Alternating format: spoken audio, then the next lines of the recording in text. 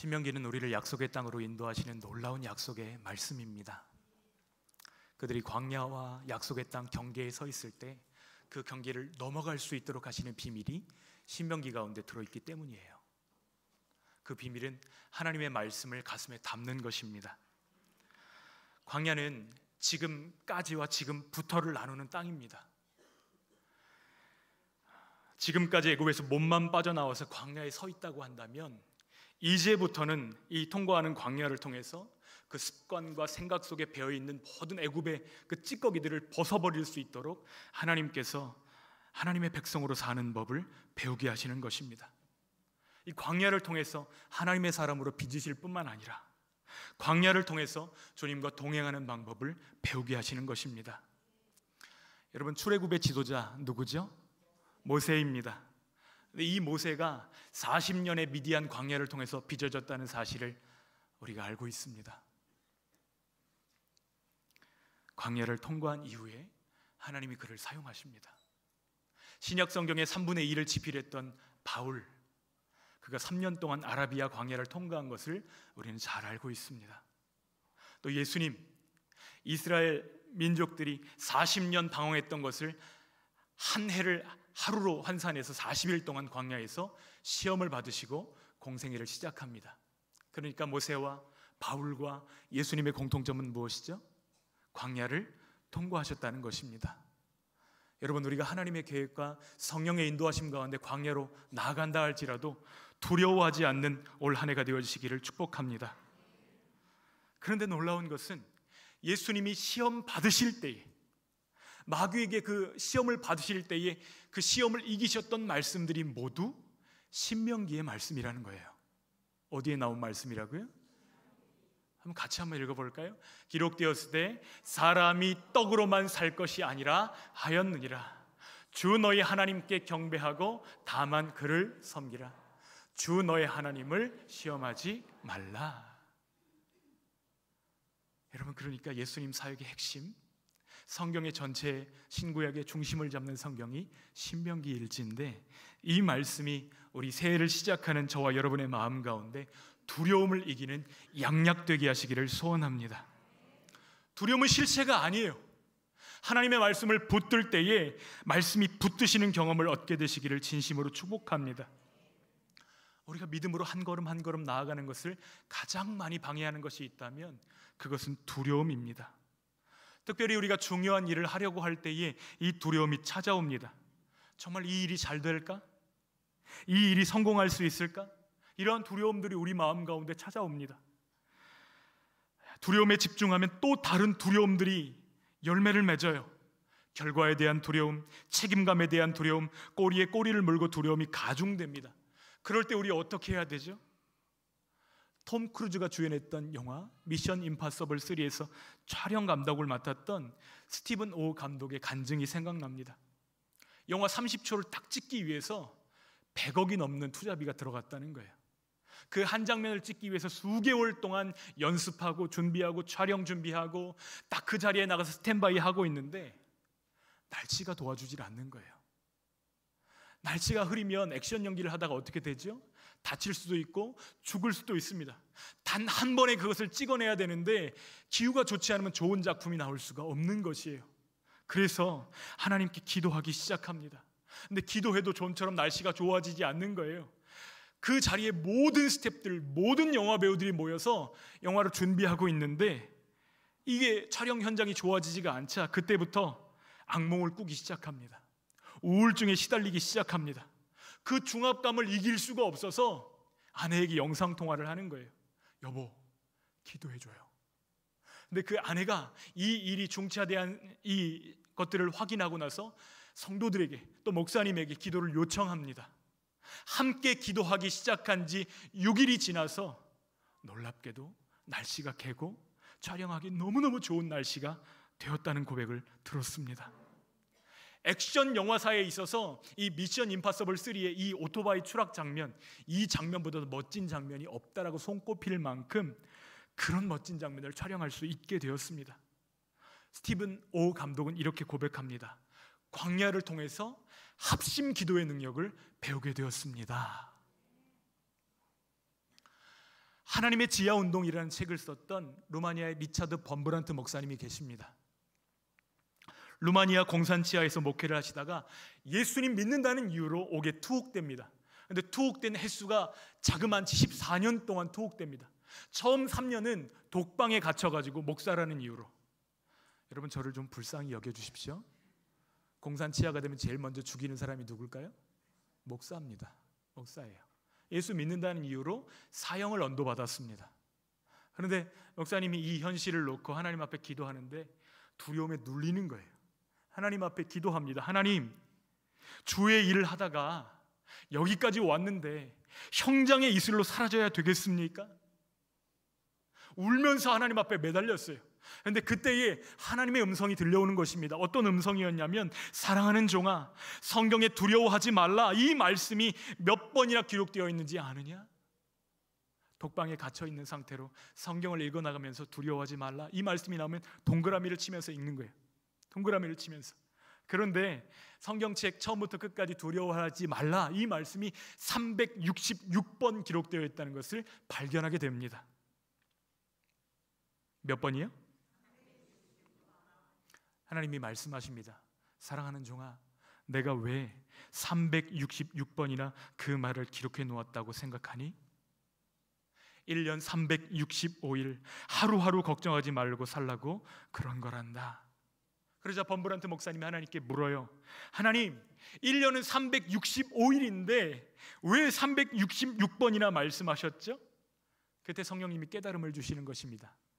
윤년이 있잖아. 여러분, 우리의 계획 속에는 365라는 숫자밖에 없는데 하나님의 계획 속에는 그것까지도 다 포함해서 이것들을 기록해 놓았다는 깨달음이 주어지는 순간, 그 목사님의 마음 가운데서 비통한 마음과 원망의 마음과 두려움의 생각들이 안개처럼 싹 거쳐지면서 하나님을 찬송하게 되었다는 거예요.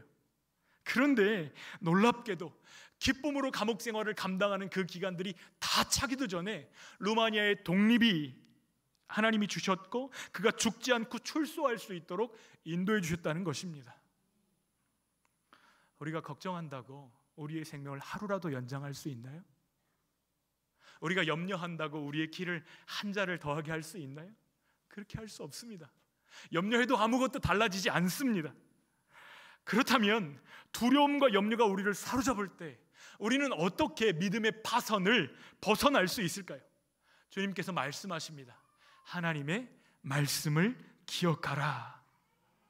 하나님의 말씀을 마음에 담으셔야 합니다. 그것이 우리가 침몰하지 않고 나아갈 수 있는 주님의 유일한 방법입니다. 주님은 오늘 본문 말씀을 통해서 2번이나 강조해서 말씀하십니다. 두려워하지 말라. 우리 21절, 29절 말씀 함께 읽겠습니다. 시작. 너희의 하나님 여호와께서 이 땅을 너희 앞에 두셨은즉 너희 조상의 하나님 여호와께서 너희에게 이르신 대로 올라가서 차지하라. 두려워하지 말라, 주저하지 말라 한즉 내가 너희에게 말하기를 그들을 무서워하지 말라, 두려워하지 말라. 하나님의 산 호렙에서 지금 이들이 서 있는 가데스 바네아까지는 광야 길입니다. 그들이 보았던 광야는 크고 두려운 곳이었어요. 그러나 주님은 거기서 눈을 들어서 주님을 바라보라고 말씀하십니다. 우리말 성경에는 생략되어져 있지만 히브리 성경을 보면 21절은 히브리어 레에라는 단어로 시작합니다. 이것은 명령이에요. 보라라는 뜻이에요. 레에, 보라. 누구를 보라는 뜻이에요? 이 땅을 너희 앞에 두신 여호와 하나님을 보라는 뜻입니다. 하나님을 바라볼 때 두려워하지 않을 수 있고 주저하지 않을 수 있기 때문입니다. 여러분, 신명기의 신자가 무슨 신자인 줄 아세요? 신라면 할 때 신자 아닙니다. 무슨 신자일까요? 거듭할 신, 다시 신, 신신당부할 때 이 똑같은 글자를 사용합니다. 그러니까 신명기는 모세가 가나안 땅을 점령해야 되는 이 세대들에게 너희 1세대들이 경험했던 그 실수, 그 아픔, 그 넘어짐을 반복하지 말라고 주시는 말씀이 신명기입니다. 모세의 고별설교 3편으로 이루어진 것이 신명기예요. 40년 전 하나님께서 약속하신 가나안 땅을 차지하라고 명령하십니다. 올라가라. 올라가서 차지하라. 두려워하지 말라, 주저하지 말라. 모세는 이스라엘 백성들을 하나님의 말씀으로 독려했습니다. 그러나 올라가라고 말씀하시는 주님 앞에서 백성들이 제안한 것이 있었어요. 정탐꾼을 보내면 안 될까요? 우리 22절 함께 읽겠습니다. 시작. 너희가 다 내 앞으로 나와 말하기를 우리가 사람을 우리보다 먼저 보내어 우리를 위하여 그 땅을 정탐하고 어느 길로 올라가야 할 것과 어느 성읍으로 들어가야 할 것을 우리에게 알리게 하자 하기에. 민수기 13장이 같은 내용이 병행되어 나오는 부분인데요, 그것을 보면 모세가 정탐꾼을 뽑아서 보내자는 이 백성의 청을 좋게 여깁니다. 왜냐하면 하나님께서도 그 일을 허락하셨기 때문이에요. 우리가 하나님의 일을 실행해 갈 때에 살피고 계획하는 것, 이것은 하나님이 반대하시는 일이 아닙니다. 그러나 다만 여기서 꼭 기억해야 될 것이 있습니다. 정탐은 하나님의 명령을 잘 수행하기 위한 수단이지 들어갈지 말지를 결정하기 위한 수단이 아니라는 것입니다. 어떤 방법으로 순종해야 되는가? 이것을 선택하는 것은 우리의 몫이에요. 그러나 들어가야 될지 말아야 될지를 결정하는 것은 우리의 몫이 아니라는 것입니다. 순종은 우리가 선택해야 될 것이 아니라 우리의 의무라고 말씀하세요. 각 지파의 대표로 구성된 정탐꾼들이 가나안 땅을 정탐한 결과에 대해서 이렇게 보고합니다. 25절 함께 읽습니다. 그 땅의 열매를 손에 가지고 우리에게로 돌아와서 우리에게 말하여 이르되 우리 하나님 여호와께서 우리에게 주시는 땅이 좋더라 하였느니라. 여러분, 땅이 어땠다고요? 좋았다는 거예요. 좋더라.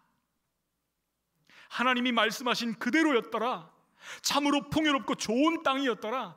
기쁜 소식을 전하였습니다. 그러나 그들은 가나안 주민들이 강대하고 성읍이 견고하다는 보고를 거기에 덧붙입니다. 거기까지도 문제가 없어요. 그런데 이스라엘 백성들이 하나님을 향해 원망을 시작합니다. 27절 말씀 함께 읽어볼까요? 장막 중에서 원망하여 이르기를 여호와께서 우리를 미워하심으로 아모리 족속의 손에 넘겨 멸하시려고 우리를 애굽 땅에서 인도하여 내셨도다. 지금 하나님이 자신들을 어떻게 하셨다고요? 미워하셨다는 거예요. 정복할 수도 없는 그 땅을 주셔놓고 이거 먹지도 못하는 떡인데 지금 우리를 이렇게 괴롭히십니까? 아니, 우리를 장사할 곳이 없어서 애굽 땅이 아니라 이 먼 곳 가나안까지 끌고 오셔서 여기서 죽이려고 하십니까? 하나님은 선의로 그들의 부르짖음에 응답하셔서 그들을 여기까지 이끌고 오셨는데 하나님의 선하심을 심하게 왜곡하는 불신과 원망을 쏟아놓고 있어요. 할 수 있는지 할 수 없는지를 결정하시는 분은 누구시죠? 하나님이십니다. 우리의 몫은 무엇인가요? 결정이 아니라 순종인 것입니다.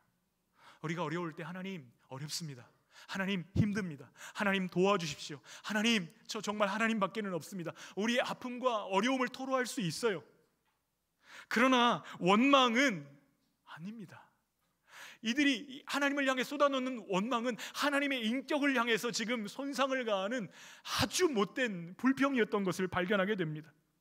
이것은 지금까지 하나님이 이스라엘에게 베푸셨던 그 은혜, 매일매일 만나를 내주셨고 매일매일 불기둥과 구름기둥으로 인도해 주셨던 하나님의 신실하심을 아무것도 아닌 것으로 만드는 그런 행동인 것이죠. 그런 자들이 차지할 수 있는 땅이 있을까요? 없을까요? 한 평도 받을 것이 없는 것입니다. 이스라엘이 하나님을 원망한 이유가 무엇이죠? 착시현상 때문에 그래요. 착시현상. 28절 말씀 함께 읽겠습니다. 시작. 우리가 어디로 가랴? 우리의 형제들이 우리를 낙심하게 하여 말하기를 그 백성은 우리보다 장대하며 그 성읍들은 크고 성곽은 하늘에 닿았으며 우리가 또 거기서 아낙 자손을 보았노라 하는도다 하기로. 여러분, 착시현상이 무엇이죠? 애굽을 치셨던 하나님, 홍해를 가르셨던 하나님은 작게 보이고 지금 그들 앞에 있는 가나안 아낙 자손이 크게 보이는 것입니다. 그들의 성읍이 크게 보이는 거예요. 무엇보다 더 크게 보여요? 하나님보다 더 크게 보는 것입니다. 이것이 착시입니다. 이 착시 현상 때문에 하나님의 인격을 모욕하면서까지 원망을 하고 있어요. 그런데 그 원망의 내용을 잘 살펴보면 어처구니가 없습니다. 싸워보고 하는 원망이에요? 싸워보지도 않고 하는 원망이에요? 아직 닥치지도 않은 두려움 때문에 그들은 하나님께 원망하고 있습니다. 가나안에 아직 들어간 것 아니에요. 그들과 맞닥뜨려서 싸워본 것 아닙니다. 패배할 것 같아서 그 두려움에 짓눌려서 하나님을 원망하고 있습니다. 우리도 때로 이런 어려움 가운데 빠질 때가 있습니다. 아직 벌어지지도 않은 미래의 일에 대해서 불안해하고 두려워하고 하나님을 원망합니다. 그런데 이 실수 반복하면 안 돼 라고 모세가 이야기하는 거예요. 아직 경험하지 않았잖아. 아직 하나님이 우리와 함께 계시잖아. 하나님과 그들을 착시로 보면 안 돼. 더 크신 분은 우리 하나님이셔. 이것을 지금 설교하고 있는 것입니다. 이 세대만큼은 이 광야의 맴돌이를 반복하지 않기를 간곡히 원하는 것입니다. 그래서 모세는 다시 한번 가나안 족속을 두려워하지 말라 이렇게 부탁하고 있어요. 왜요? 똑바로 보라는 거예요. 다시 보라는 것입니다. 자세히 보면 다른 것이 보일 거라는 거예요. 하나님의 약속을 통해서 보라고 도전하고 있습니다. 30절, 31절 말씀 함께 읽습니다.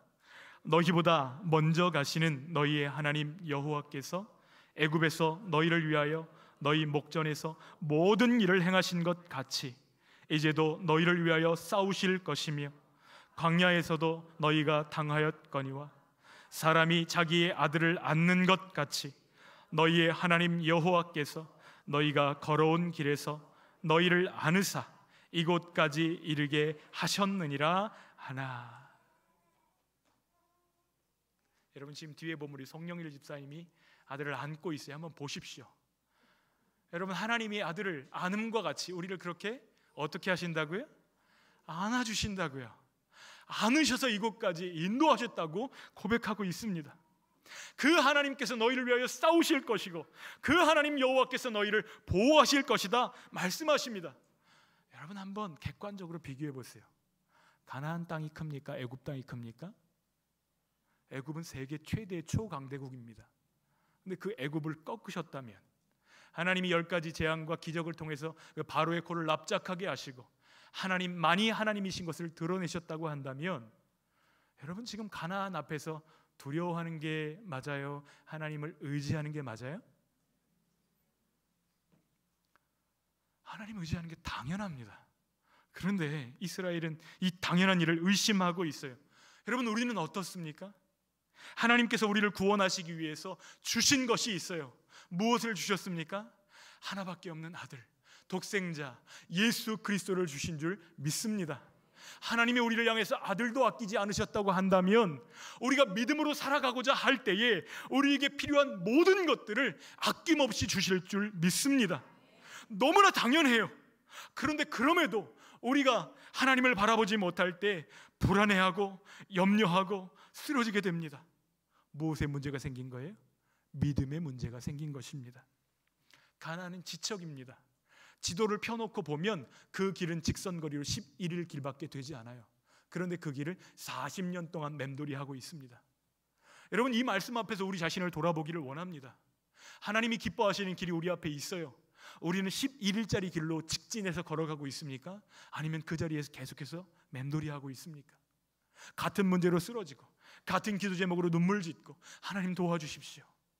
그 자리에서 맴돌이하고 있다면 지금부터가 중요합니다. 하나님의 말씀을 붙드는 지금부터가 우리의 걸음을 다르게 만들 것이기 때문이에요. 은혜를 망각하고 불평과 원망의 말을 쏟아놓을 때 우리에게 착시 현상이 시작됩니다.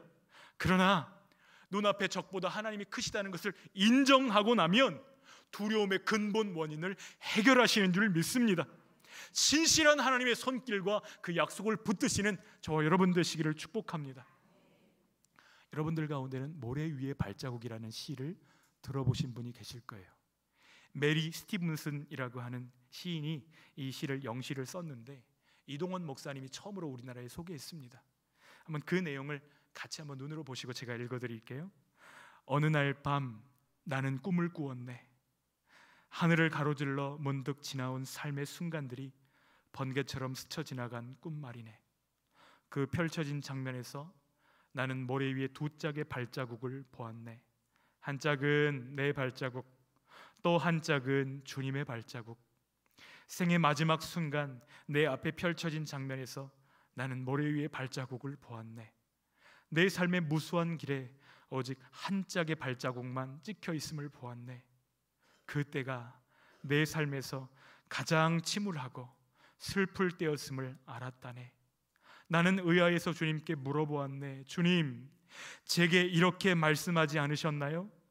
네가 나를 따르기로 결심했다면 늘 나와 함께 걷게 될 것이야. 그런데 주님 한 짝의 발자국만 찍혀 있을 때가 제 삶에서 가장 어렵고 힘들 때였음을 봅니다. 주님, 왜 제가 주님을 그토록 필요로 할 때 저를 떠나 계시고 혼자 걷게 하셨는지 이해할 수가 없네요. 그때 주님은 이렇게 말씀하셨다네. 우리 한번 같이 읽어볼까요? 시작. 사랑하는 내 아들아, 나는 너를 사랑하고 너를 결코 떠난 적이 없단다. 시험과 역경으로 내가 고통스러워할 때 너는 오직 한 짝의 발자국만 보지 않느냐. 그러나 그 발자국은 내 것이 아니라 내가 너를 업고 걸어갔던 바로 그때 내 발자국이란다. 주님, 그때 나 제일 힘들었는데 왜 발자국 하나밖에 없어요? 그것은 네 발자국이 아니라 너를 업고 걸었던 내 발자국이란다. 무서워하지 말라, 두려워하지 말라 말씀하시는 분이 누구신지를 바로 알게 되기를 소원합니다. 그분은 우리 하나님이시고 우리 아버지이십니다. 우리가 하나님께 나아갈 때 하나님께서 우리에게 요구하시는 것은 딱 한 가지예요. 믿음입니다. 그분이 나보다 앞서가시고 내가 장막 칠 곳을 미리 보시고 나를 인도하시는 나의 아버지시다.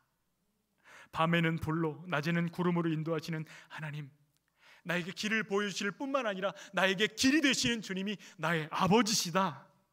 그 하나님을 의지하라고 부르시는 주님의 음성에 반응하는 저와 여러분들 되시기를 축복합니다.